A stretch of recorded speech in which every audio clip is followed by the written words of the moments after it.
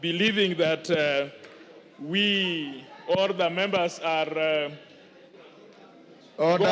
going to impeach the deputy president without reason, they can listen to us and we can give them the reasons why we stand noonday to make this presentation. First of all,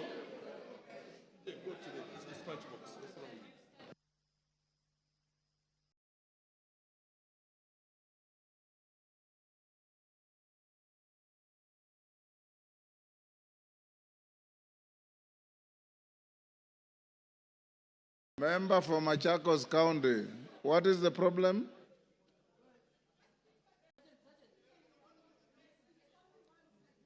What about the dissenting voices, Shuan? The speaker has no way of knowing who is dissenting. Yes.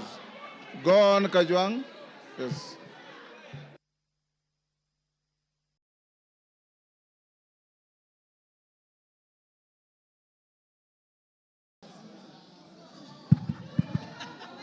Yes, Ngusia, what is the problem? Mr. Speaker, TJ Kajwang, 1 minute. I have come to make a very small presentation as the member of Ruaraka.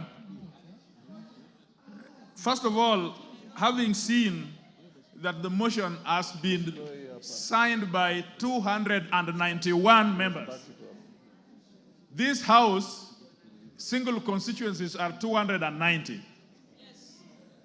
If 291 have signed and will vote, Gachagua must go.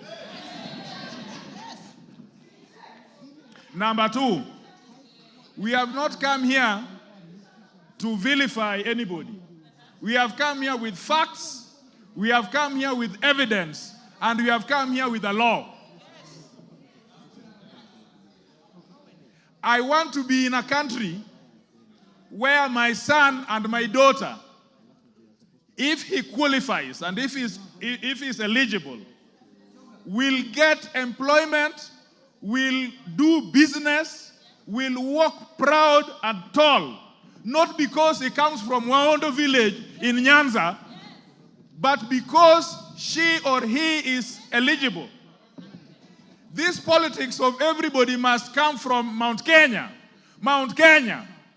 Usiguze mlima. Usiguze milima.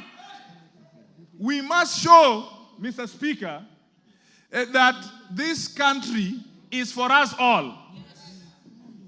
We must show, Mr. Speaker, that there are no people who are entitled more than the others. That there are people who fought for Mau Mau more than the others. Or that there are people who are more populated than others. And so this idea that they work for Kenya Kwanza government and that they must eat, it is their time to eat. This deputy president his mentality is that he got votes for President Ruto, and so it is his time to eat.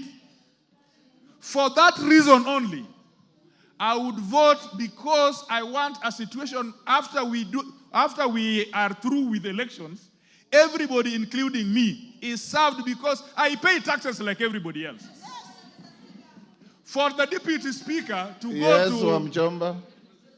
There's a point of order. Mr. Speaker, is the member on the floor? Which order? Mr. Speaker, I'm addressing Mr. Speaker. You are not the Speaker. I am addressing Mr. Speaker. Stop heckling. You are not the Speaker. I'm addressing the Speaker. Go ahead. Mr. Speaker, is the member Honorable Kajwang in order to say that there is a mentality that the deputy president has a mentality to eat? Does he have any gadget to measure mentality? Is that a fact? Can you prove? Can you prove that there is a mentality? Which gadget do you use to measure mentality? Go on. Check. Mr. Speaker, first of all, pronounce my name properly. I'm not Gachechwa. I am Kajwang, not Kanjwang. Number two, Mr. Speaker, This is a problem. Everybody, I heard them call it Raira, Kajwang. They do. Some of you must learn that we are in a country for everybody. Nobody is powerful than the other. Nobody comes from a section of community. Today we will show that this country is for everybody. Mr. Speaker, there must be hygiene in leadership. There must be hygiene. You cannot trade with government, and you are the deputy speaker, deputy president. Sorry. You cannot trade with government, and then you are the deputy president. You cannot trade with government, and you are a state officer. Even you who are sitting here, stop trading with government, so that you only have one work, which is an elected member of this house. So evidence has been laid before us, and we are clear on page 16 of this evidence that him and his family, first of all, he thinks that his family, it is all right if his family trades with the government. He has not read the Leadership and Integrity Act.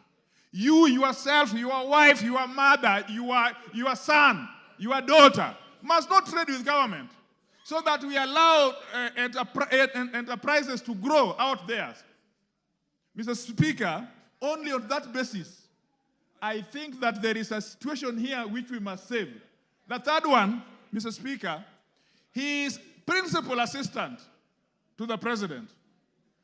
If we don't deal with this thing today, all vice presidents or deputy presidents will think that the president is age mate.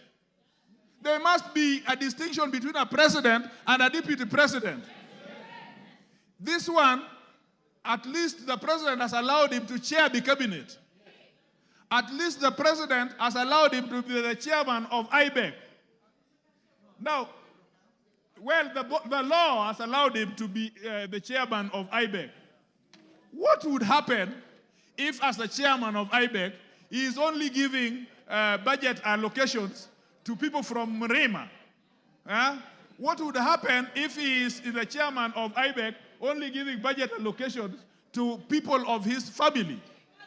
Mr. Speaker, the last thing I want to say, this presidency as it is so dysfunctional that even if we left it today, there would be a problem in presidency in such a manner that would undermine national integrity and national security.